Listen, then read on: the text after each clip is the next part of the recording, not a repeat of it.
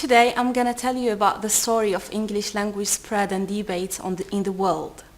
Do you know, once upon a time, English language was spoken by only 3 tribes in the world. However, today, it is an official lingua franca in the world, and it is spoken by 2 billion speakers all over the globe. In fact, 90% of journals are in English, and 60% of postgraduate courses in Europe are delivered in English.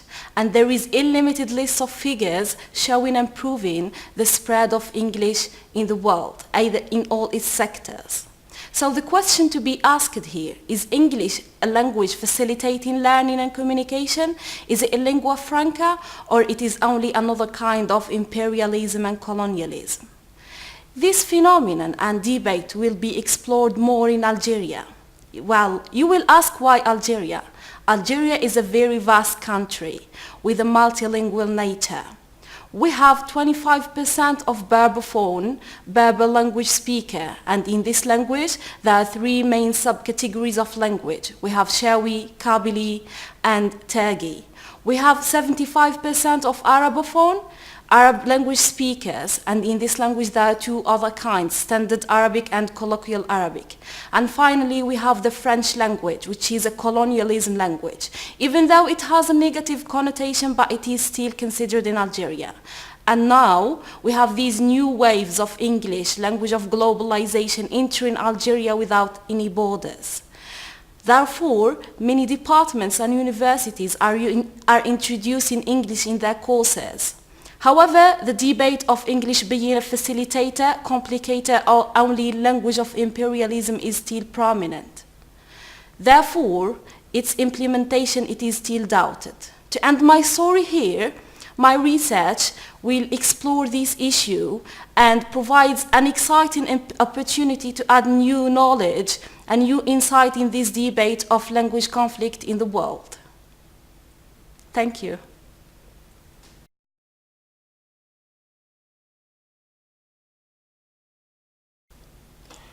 Bring back our girls. You might have come across this hashtag. This was part of a high-profile international campaign involving VIPs like Michelle Obama. Despite all efforts, military and otherwise, the 270 schoolgirls are still in the hands of Boko Haram, a ruthless terrorist group based in northern Nigeria. Because of the strange nature of borders in Africa, the girls could be anywhere in Cameroon, Chad, or Nigeria. No one really knows. And you might wonder, how on earth do we drag 270 girls against their will across 3 different state borders? Apart from the terrorists themselves, the people living in these border areas might know. And even if they didn't know precisely, their knowledge and understanding of these areas' complex political geography and social environment would be precious for any intervention to free these girls. But in reality, apart from very restricted operational military intelligence, the input of people living in transnational communities does not feature in most international problem-solving strategies, including the EU's security policy towards Africa.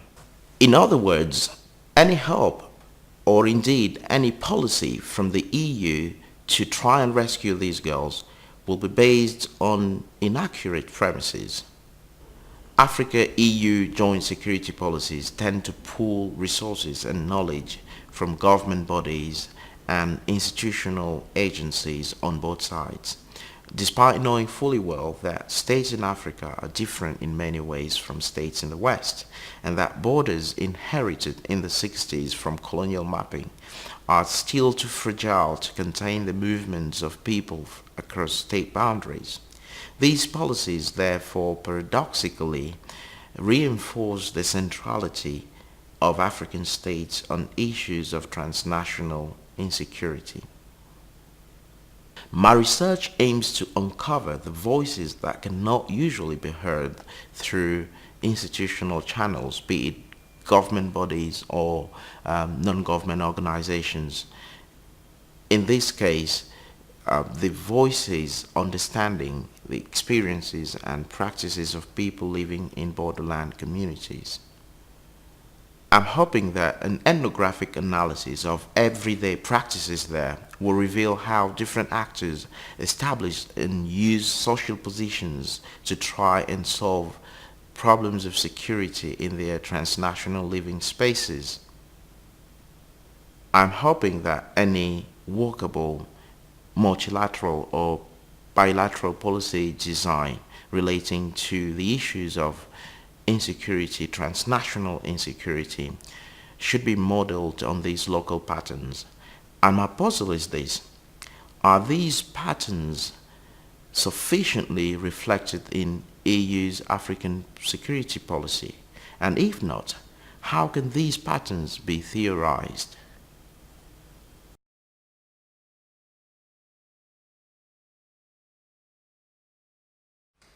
My PhD project is entitled Transnational Networking and Cooperation of New Left Parties in Southern Europe.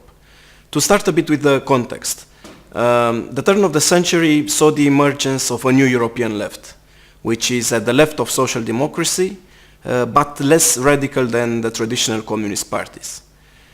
The Eurozone crisis that started in 2009 and the austerity measures that followed created arguably a favorable context for these new left parties, particularly in southern European countries such as Greece, Spain, or Portugal, where austerity was most substantially implemented. Thus, in 2015, we had new left parties making significant electoral gains in these three Mediterranean countries. In Greece, Syriza came to power. In Spain, Podemos came third in the general elections, and in Portugal, the left bloc came also third in the general elections, obtaining its best ever electoral score. However, in 2015, we also witnessed the first retreat of a new left party in power. After 6 months of intense negotiations between the Syriza government and the international creditors of Greece, the Syriza government agreed on a deal that will entail even more austerity measures than those it had pledged to reverse when they came to power in January. Alexis Tsipras, the Greek Prime Minister and the leader of Syriza, said at the time that one country alone cannot win against austerity and against the international institutions that are implementing austerity.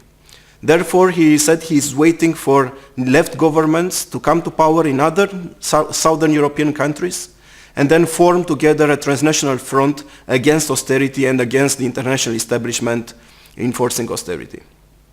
The question of my project is whether there is a base for such a transnational front to develop. More precisely, my research project aims to assess the evolution of the transnational networking and cooperation between these three new left parties in Southern Europe, Syriza in Greece, Podemos in Spain, and the left bloc in Portugal, since the start of the Eurozone crisis in 2009.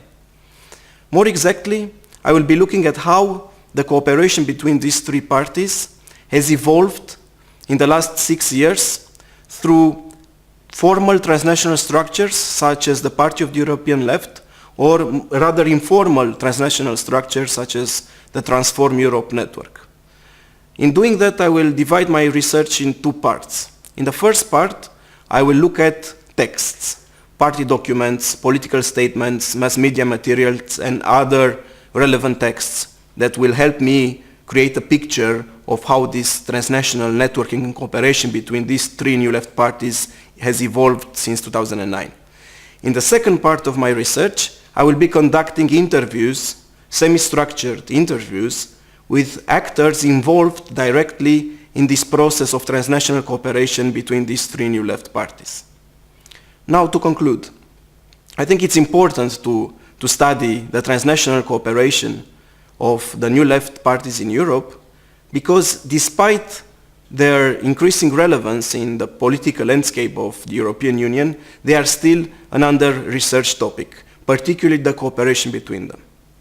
So I think my project will represent an important contribution to the academic literature of the field of European studies and of comparative politics in general. Thank you.